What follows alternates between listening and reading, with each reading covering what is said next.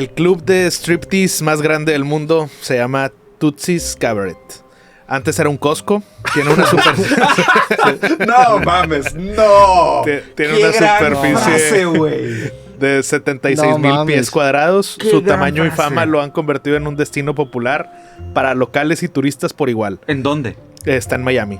No es cierto, Tootsie Cabaret ha aparecido en varios medios de comunicación y ha sido mencionado en listas de artículos sobre los mejores Diego preguntó clubes. por un amigo. Güey, no es cierto. No, es que, o sea, tenía que ser en Estados Unidos. A eso voy. O sea, ahorita les explico por qué mi teoría, pero dije, tiene que ser en Estados Unidos. ¿Es en serio? Sí, ha sido escenario de eventos artísticos y promociones especiales. Artistas como Drake son clientes frecuentes y lo incluyen en sus canciones. Nunca he ido, pero en mi defensa voy a decir que una vez fui al Eleven y estuve 24 horas en el Eleven. Pero porque fue un reto con compas. ¿Dónde es el Eleven? En Miami. En Miami. Porque fuimos, de hecho, a una despedida de soltero y era un compa así muy fiestero. No fuimos tanto de que al desmadre, sino era más como el cumplir el mito, ¿sabes? De que vamos a ir al Eleven, pero vamos a estar 24 horas. Y todos de que, va, jalo. Estuvimos 24 horas en el Eleven. 24 horas. Sí, estuvimos de 11 a 11. 24 horas y llegaron en la mañanita, o sea, después del café, o llegaron enfiestados y estuvieron aparte 24. De 11 de la noche a 11 de la noche el otro día. A la vera, o sea, no durmieron. No dormimos. Y ahí, o sea, ya es que para la hora 20. Nada, pero para la hora 20, ¿qué pedo? Pues es que hay como 1000 ambientes, güey. O sea, vas a cenar y de qué, sushi. No, vamos por carne. Hay diferentes restaurantes y esas cosas. O sea, estás todo el día ahí. Pero a qué y hora. aparte funciona como antro. O sea, no es solo strip. O sea, no es solo un strip, pues es más como antrito también. ¿Qué hora ya empezaste a decir, oye, sabes que yo me quiero a la verga? O sea, yo como desde la hora 4 ya dije, esto va a estar cabrón. Entonces me puse súper pedo, empecé a tomar Red Bulls para aguantar que no me diera sueño y dije, fuck it, pero, o sea, por este güey voy a aguantar. La neta, la WhatsApp se puso chida. Sí. Íbamos con productores de música de Miami, íbamos con unos amigos de disqueras de acá. O sea, era más un tema como de músicos. Entonces, la neta, la WhatsApp sí estuvo bien cagada. Está interesante el fenómeno que pasa en Estados Unidos de cómo este tipo de megaconstrucciones eventualmente ya no se vuelven redituables y acaban siendo reutilizadas para otras cosas. Creo que hay un lugar, no recuerdo si en Las Vegas o en donde, que es un mall que está lleno de puros lugares para hacer TikToks. O sea, todo el mall es como puras escenografías para grabar TikToks. Sí. Puros lugares instagramiables. Sí. Hay blockbusters también que de repente se transforman en otras cosas. Claro. Está el fenómeno de los malls abandonados, güey.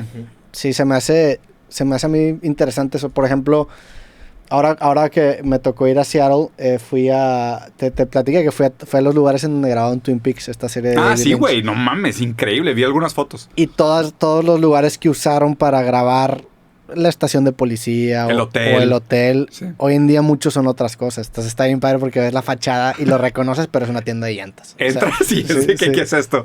Güey, Twin Peaks está tan raro, güey. Sí, está tan bizarra esa pinche serie, güey.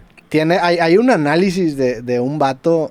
Hay un análisis. ¿Qué es el análisis? Para mí sí. De un vato, dura 7 horas el video en YouTube.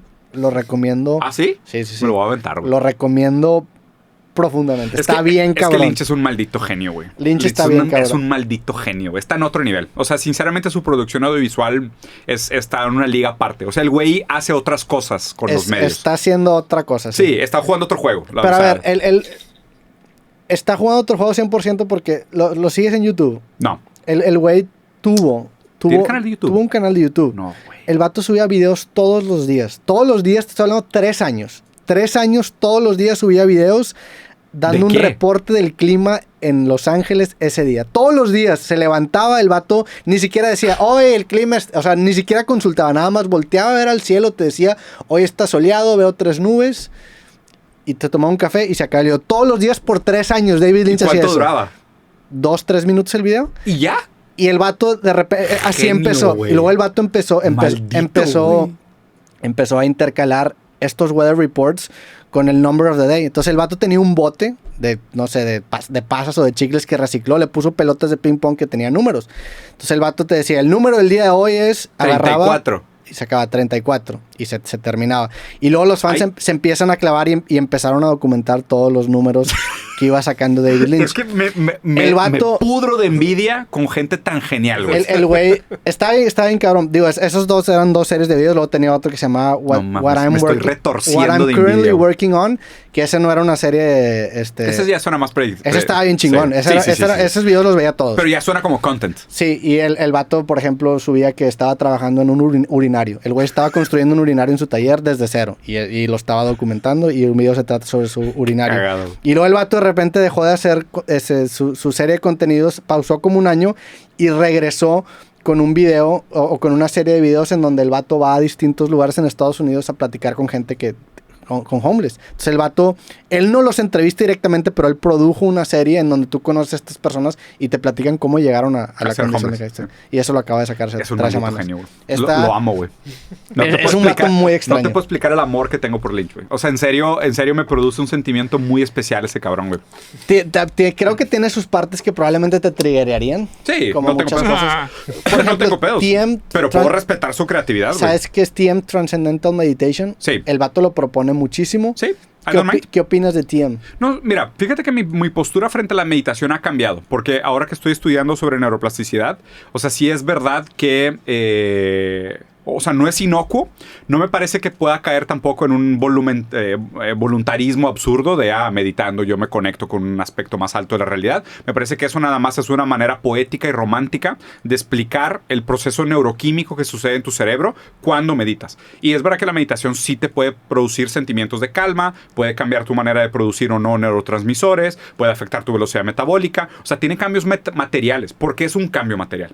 O sea, porque controlas tu respiración, controlas tu neuroexcitación. Entonces, es un proceso material que produce otros procesos materiales, a los cuales nosotros significamos de manera ideológica. Pero a ver, en eso que acabas de decir, o sea, ¿no crees? ¿Quién? Yo sobre el tema de meditación, en cuestión en específico del TM, que es Transcendental Meditation, que es lo que promueve David Lynch, lo que promueve Jerry Seinfeld, se me hace una mamada porque le ponen un precio altísimo para acceder a una especie de mantra que te venden. Sin embargo, yo creo que la práctica de meditación es una práctica bastante útil. Yo estoy más o menos ahí. Y eso que dices de que no te conecta con quizá algo superior a ti, yo creo que sería quizá una manera de simbolizar lo que pasa, pero... No lo sé, güey. O sea, yo creo que sí estamos rodeados de demasiado ruido, de demasiado... Sí. Pero es que calificarlo como superior ya es subjetivo. Sí, totalmente. Pero a lo que me refiero es de demasiada contaminación contingente, para usar tu palabra, social, intrínseca, capitalística. Intrínseca. No es intrínseca, es extrínseca. Sería contaminación extrínseca. Y yo creo que justamente tocamos la parte intrínseca a la hora de meditar, porque de cierta manera... Nadie va a escuchar seriamente esta frase. O sea, hace otro meme. De cierta manera es una manera de cuando menos hacer un factory reset temporal. Estoy de acuerdo. Eso es lo que es la meta última a lo que busca llegar la meditación, a mi entender. Yo creo que describimos una experiencia similar con palabras distintas. Sí. O sea, yo dije que, o sea, te ayuda porque te quita la neuroexcitación. O sea, te desconecta de este universo sobreestimulante donde todo es entretenimiento, meme, hype y manía. Entonces te quita la sobreestimulación y a lo mejor te cambia el proceso de la aceleración del sistema metabólico.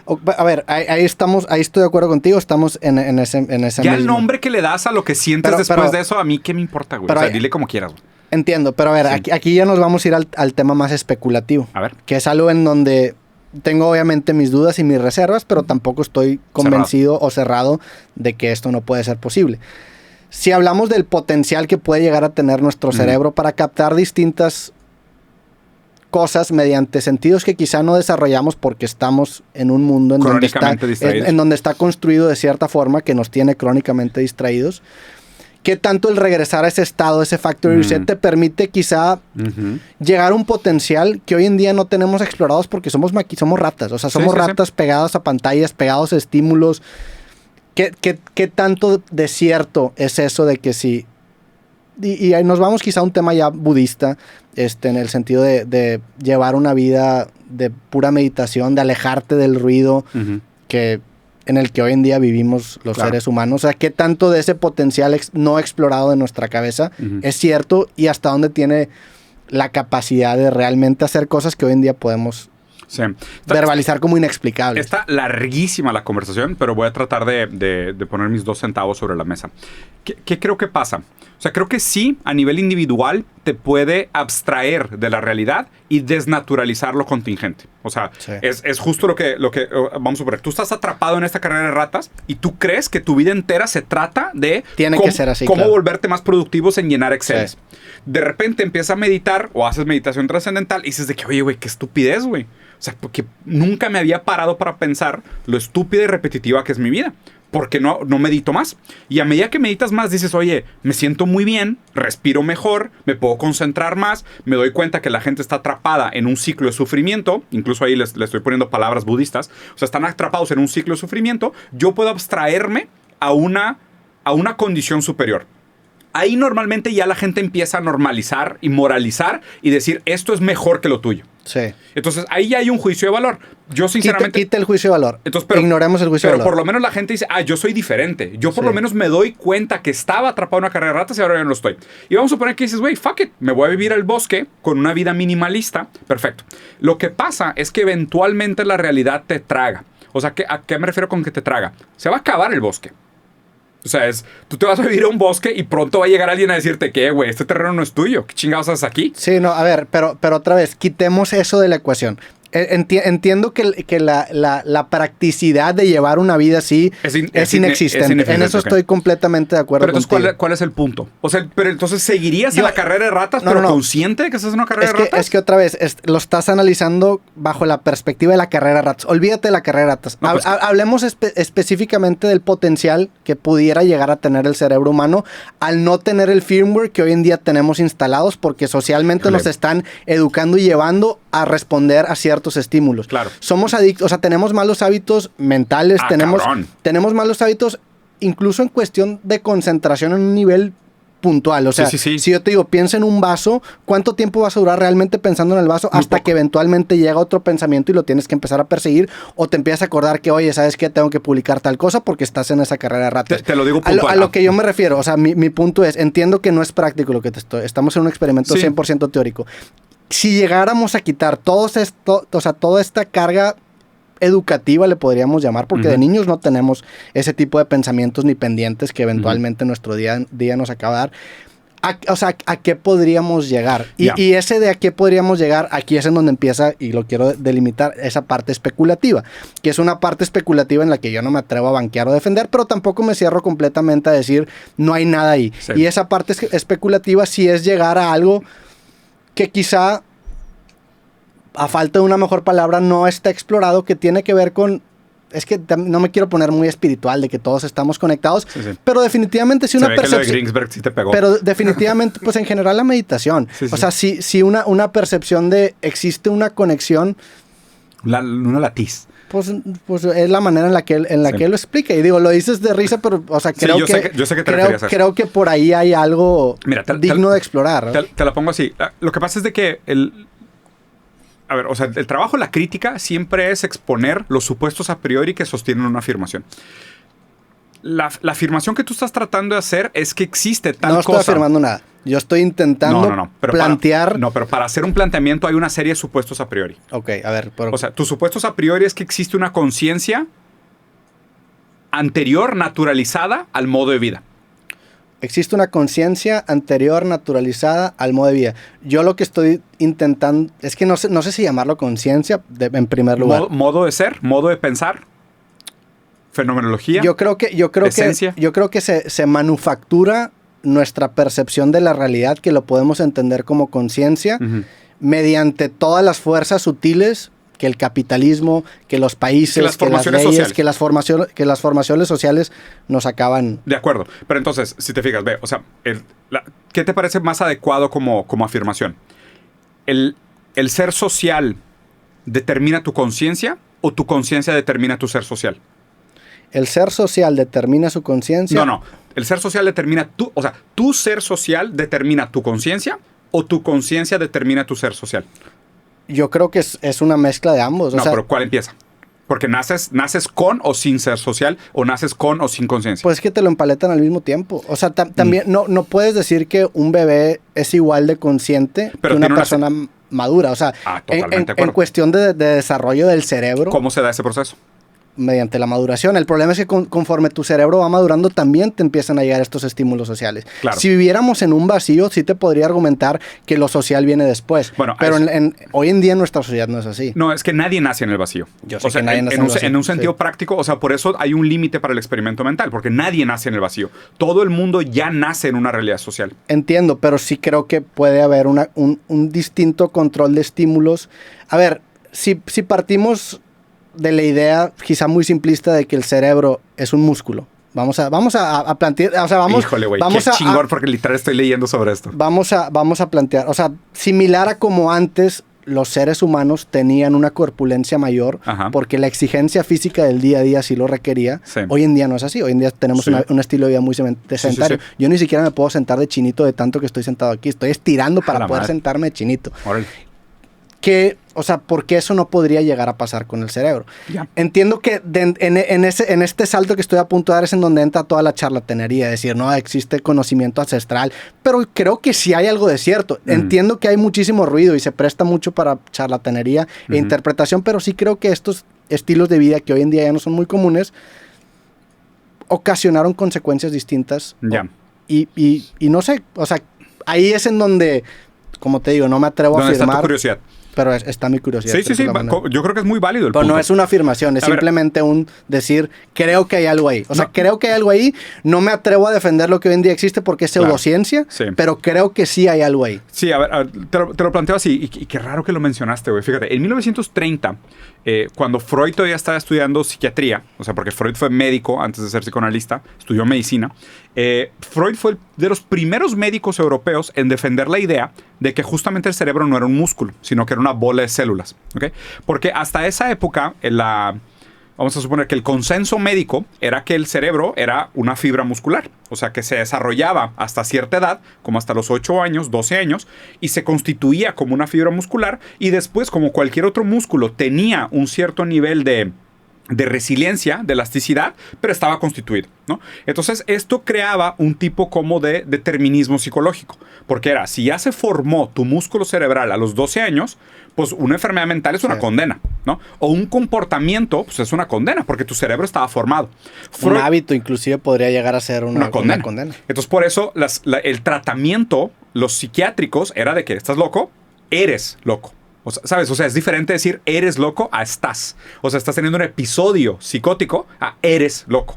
Porque eres es una condena determinante como de un cerebro formado. Pero decir estás teniendo un episodio psicótico puede ser que hay algo momentáneamente que te hace comportarte en algo que encaja en una nomenclatura dentro de la idea de la patologización del comportamiento humano. Entonces Freud es el primero que presenta esta idea de que no, el cerebro no es un músculo, es una bola de células que hacen a través de procesos neuroquímicos diferentes funciones en el cuerpo. ¿Okay? Ya esto detona toda una cadena de estudios y se tardan como 50 años en dar la razón a Freud. Y ya la neurociencia después le dio la razón a Freud. Y dijo, no, el cerebro no es un músculo. El cerebro es una bola de células. Entonces, al llegar más bien a estas conclusiones y a través de estudios que realmente están bien interesantes, pero son historias muy largas para explicar cada una de ellas, de cómo nos dimos cuenta que el cerebro era capaz de modificarse a sí mismo. Y esto es lo que llamamos neuroplasticidad, que es la capacidad del cerebro de adaptarse. ¿Okay?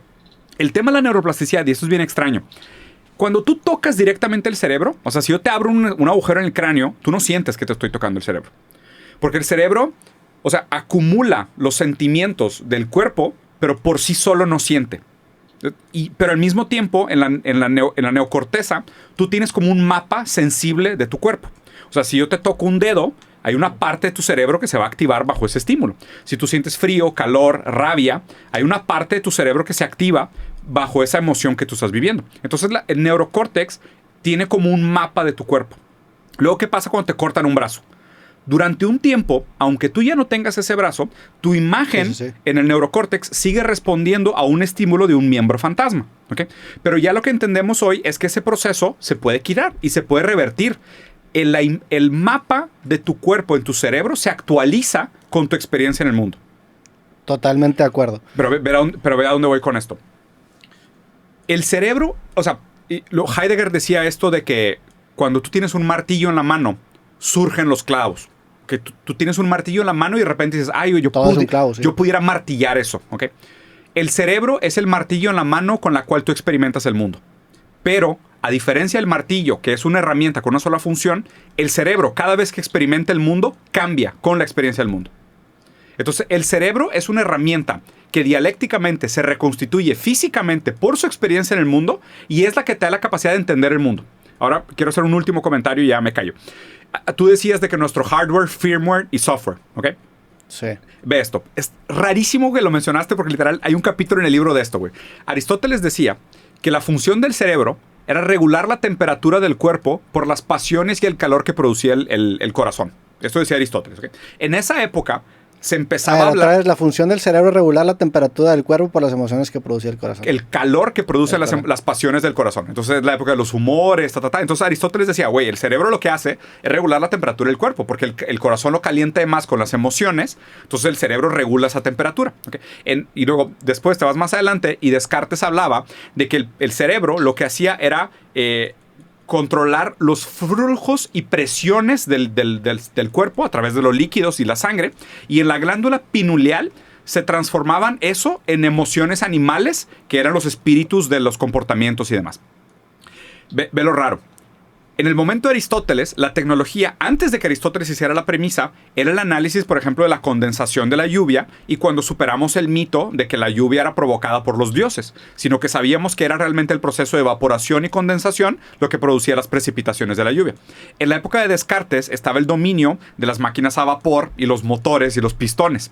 Y nosotros ahorita, como estamos en la época tecnológica... Es contingente nuestra definición. O sea, los legos que usamos para crear lo que nosotros... percibimos como el cerebro incluso las metáforas que usamos para describirnos como seres son determinadas por las condiciones materiales en las que existimos. Entonces te vuelvo a preguntar, ¿es tu ser social lo que determina tu conciencia o es tu conciencia lo que determina tu ser social? O sea, históricamente, hasta las palabras que usamos para describirnos como sujetos surgen de condiciones materiales anteriores. O sea, ¿te refieres que al hacer esta pregunta de ¿es tu ser social quien determina tu conciencia? ¿O es tu conciencia la que determina tu ser social? Es que para mí la conciencia acaba siendo... Bueno, ¿cómo definirías tú la conciencia para empezar? Vamos a empezar con ese punto de partida. Podemos hacer un tren entero sobre qué significa conciencia. Porque, a ver, creo yo que definitivamente el elemento contingente y el léxico, los legos que tenemos hoy en día para dar la realidad, claro que influye en nuestra conciencia. Hablamos de cables, hardware, software, o sea, no mames. Pero eso no quiere decir que eso sea los building blocks de la conciencia, simplemente que están mezclados. En un mundo práctico están tan mezclados que es imposible separarlos. ¿no? Exactamente, pero la pregunta siempre es qué viene primero. Pero eso no quiere decir que viene primero la parte social que la conciencia. Pero es que, dude, por ejemplo, cuando se inventan los mapas, por ejemplo, Marco Aurelio era el hombre más poderoso del mundo en su época. Pero a ver, okay, y el güey no sabía qué había detrás de las montañas, porque no existían los mapas. El vato no se podía ubicar en el mundo. O sea, cuando se inventan los mapas y empiezan a proliferar los mapas... A lo que yo voy es que dos personas con la misma cantidad de legos Legos te refieres sociales, a conceptos. ¿Cómo le quieres referir a la parte social? O sea, verbaliza eso del ser social. El ser social, condiciones materiales. Ajá. Es la manera en cómo nos relacionamos, cómo vivimos, si casas, si produces, si compras, si intercambias, si estás en guerra, si tienes que matar para sobrevivir, si puedes negociar para sobrevivir. Eso es un ser social. Pero verbalizar ser social como condiciones materiales es un stretch gigantesco. ¿No? ¿Por qué? Porque en ese caso... Si nos vamos a que ser social son condiciones materiales... Sí, según yo nos alargamos un poco. Quiero recordar que estamos hablando del table más grande del mundo. Solo quiero recordar que estamos hablando del club de striptease más grande del mundo, que se llama Tootsie's, que está en Miami. Sí, es que si estiramos la liga de ser social a condiciones materiales, pues aquí nos vamos a meter en un tema de determinismo. Te voy a decir por qué no se estira la liga. Los dos términos los usa Marx, hablando del materialismo ontológico. Si no me dejaste terminar, güey. Perdóname, güey, disculpa, tienes toda razón. Si estiras la liga de ser social a condiciones materiales, estás hablando de que tu cuerpo, tu microbiota, todo lo que conforma tu cuerpo, biológicamente y químicamente hablando, eso lo estás metiendo en la parte de ser social. Es que eso, para mí el ser social, o sea, mi definición de lo que es ser social no tenía nada que ver con esto. Pero si nos vamos puramente al ser social como un ente determinista, como una cantidad de variables que tienen ciertos niveles, estoy de acuerdo que es lo mismo. O sea, la conciencia y el ser social acaba siendo la misma cosa. Tu microbiota está determinada por el hecho de que tu papá se puso a casar con tu mamá y pudieron tener un hijo como tú. Totalmente, pero Eso yo no le llamaría ser social, o sea... ¿Cómo? ¿Y ellos dos por qué acabaron juntos? Pues no necesariamente por socialidad, o sea... A eso se refiere Marx, más bien. O sea, por eso Marx los pone en la misma... O sea, por eso Marx los pone la misma dirección ontológica. O sea, porque hay una serie de factores anteriores a ti por condiciones sociales y materiales, el hecho de que vivían en el mismo lugar, se conocieron, frecuentaban los mismos lugares, pudieron constituir una pareja. Eso es muy contingente también hablar de esa... O sea, eso de frecuentar los mismos lugares, pues bueno, nos vamos a millones de años atrás. Sí, pero si te fijas, pero son condiciones materiales. Sí, totalmente. Sí. Pero esa era mi distinción de ser social, o sea, para ti, ¿por qué no llamarle mejor nada más condiciones materiales? Si quieres le ponemos condiciones materiales. Bueno. Es que eso, para mí eso lo vuelve mucho menos confuso. Vale, entonces, ahí estoy de acuerdo, que es 1-1. Ahí estoy de acuerdo que es 1-1. Haces muy bien la deconstrucción de los conceptos. Lo voy a reformular. Entonces, ¿son las condiciones materiales las que determinan la conciencia o es la conciencia la que determina las condiciones materiales? Las condiciones materiales definitivamente determinan la conciencia. Sí. En eso estoy completamente de acuerdo contigo. Sí. Pero a lo que voy es que esa creación de conciencia con las condiciones materiales tienen... intrínsecamente, vamos a usar la palabra, un sello, o sea, es un sello, hay una estampa propia del mecanismo. Y estoy de acuerdo contigo. Y eso es... La neuroplasticidad es un valor trascendental de la conciencia independiente de las condiciones materiales. Se me dio el concepto. Perdóname, sí.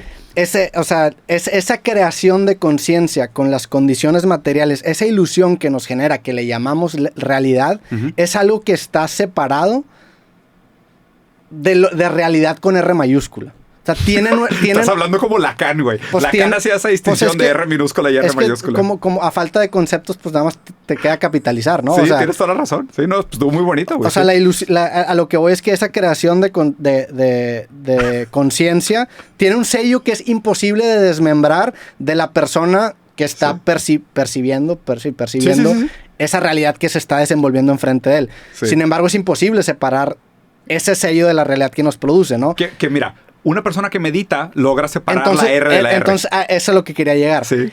Una persona que medita, creo que la dirección a la que intenta llegar es precisamente darse cuenta de eso. Roberto, tienes toda la razón. Pero darse cuenta de eso. Pero ahí el punto... Estoy de acuerdo. Y no hay manera de darse cuenta de esto si no quitas todo ese ruido que precisamente... según las prácticas de meditación que yo he conocido, te llevan precisamente a eso. Y citando a Greenberg, literalmente, que hoy en día lo traigo fresco, él mencionaba mucho el proceso de observación. Sí. Porque el proceso de observación, según él, integra, ¿no? Al tú estar observando, tú integras, y al tú observar un fenómeno que te puede pasar a ti mismo, por ejemplo, él ejemplificaba con la confusión, al tú observar que estás viviendo un fenómeno de confusión, de cierta manera te pone una perspectiva cenital que te hace entender que tú eres, o no, es que ya nos vamos a ir a conceptos quizá muy filosóficos, pero el llamar tú con T mayúscula, ya estás hablando de un organismo gigante en el que todos, en la totalidad, en la totalidad, y creo que cuando menos románticamente la meditación intenta cuando menos tapiar esa idea. Entiendo que ya después se presta charlatanería, bla, bla, bla. Pero a lo que yo voy es, no me atrevo a defender a ningún chamán, a ningún güey gurú meditación, ni a Greenberg, ni a Lynch, ni a nadie, pero sí creo que hay algo ahí. Eso es una creencia personal. Voy a tomar tu argumento como hombre de hierro. O sea, creo que sí hay algo muy cierto en lo que dices. Aparte también tengo que aplaudirte, o sea, tu manera de articular está muy bien expresada. O sea, la distinción que hiciste entre R chica y R mayúscula es una gran distinción, genial, sumamente necesaria, de la cual muchísimos pensadores han hablado de diferentes maneras. O sea, Lacan hacía la distinción entre R minúscula y R mayúscula. Digo, lo real en Lacan da para un gran tema de conversación. Esa distinción, por ejemplo, la hace Marx entre ontología e ideología. O sea, porque, si te fijas, o sea, uno es... Pero es que es raro, porque incluso hablar de una R mayúscula implica una capacidad del humano de acceder a esa realidad pura. Cuando hay otras cadenas filosóficas, otras corrientes filosóficas, como por ejemplo la ontología orientada a los objetos, que dice, es que, güey, no, o sea, el humano no es capaz de percibir la ontología completa. O sea, el humano tiene una ontología humana. O sea, tu fenómeno humano tiene una capacidad. Pero ese no es capaz... ¿Qué lo establece de esa manera? ¿Por qué? O sea, ¿por qué esa aseveración de no es capaz de percibir una ontología completa? Es raro, porque todo lo que vayamos a decir nosotros, lo vamos a decir en texto. o sea, texto me refiero a la langue, en el sentido de Ferdinand de Saussure. O sea, Derrida decía no hay nada fuera del texto. ¿Por qué? Porque nosotros pensamos en conceptos abstractos. Esos conceptos abstractos son simbólicos porque están dentro de haz de cuenta, un campo de diferencia entre otros conceptos. Entonces, y no hay manera de trascender, o sea, ese lenguaje. Entiendo que incluso al pensar, pues tenemos legos, ¿no? Y esos legos condicionan nuestros pensamientos. ¿Hay alguna manera de trascender esa barrera del lenguaje? Porque es bien interesante. No, trascender la barrera del lenguaje sí, porque es el giro lingüístico, eso fue en los 70s y sí. Bueno, sí pero entonces, lenguaje quizá no sea la palabra. ¿Cuál sería la palabra? El orden simbólico. El orden simbólico es una... Híjole, no sé. Suena más fresa, sí. No sé si seamos capaces de percibir más allá del orden simbólico. O sea, sí percibirlo, pero no significarlo ni comunicarlo. No, estoy de acuerdo que no comunicarlo para nada. O sea, es una... Pero es que, por ejemplo, es como decirte, o sea, y sabemos que hay, por ejemplo, todo un espectro visual y auditivo que no percibimos. Sí, porque físicamente no estamos calibrados para percibirlo. Totalmente. O sea, nosotros, por ejemplo, no percibimos o no somos capaces. Es que es raro, porque no significamos, por ejemplo, el movimiento cuántico. Estoy de acuerdo. O sea, que se vea tú a saber la cantidad de fenómenos y procesos que suceden, a los cuales no estamos inmiscuidos. Pero es bien interesante eso que mencionas, porque entendemos muy bien el potencial que tienen nuestros oídos porque los usamos constantemente para comunicarnos. Ajá. Y podríamos argumentar con bastantes pruebas de que el potencial de nuestros oídos está explotado. Está topado. Está topado. O sea, hasta ahí llegamos. Uh-huh. La pregunta es, y este es el tema principal de toda la meditación, si le quitamos todo el ruido contingente, social, todo en general, todos los intereses, las fuerzas sutiles que gobiernan el mundo, a nuestro cerebro, ¿qué serías capaz de percibir? Le quitamos esos malos hábitos de no poder siquiera concentrarnos, de tener un span de atención que va a la baja en los últimos años. ¿Qué podría hacer nuestro cerebro? Y ni siquiera te digo, no, pues tapearíamos un nivel de conciencia, no sé, nada más. No, pero vamos al punto del oído. ¿Qué podría hacer nuestro cerebro en ese tipo de condiciones Vamos al ejemplo materiales? del oído. Vamos al ejemplo del oído porque es, o sea, ¿por qué me gusta el ejemplo del oído? Porque tú tienes un tímpano y tienes, haz de cuenta, todo un mecanismo interno que vibra según la variación del aire. O sea, porque tú recibes ondas sonoras que vibran en tu tímpano y eso produce un estímulo que hace una descarga neuroquímica en el cerebro a la cual tú significas según tu inserción en un orden simbólico. Pero, por ejemplo, ¿qué sería, ¿qué sería capaz de percibir el oído si no estuviéramos educados o condicionados por una serie de estímulos anteriores? No, lo mismo. La pregunta sería, ¿qué sería capaz de percibir el oído si viviéramos en un mundo lleno de ruido? Si todo el tiempo estaría sonando. Bueno, no podríamos percibir... No, más bien.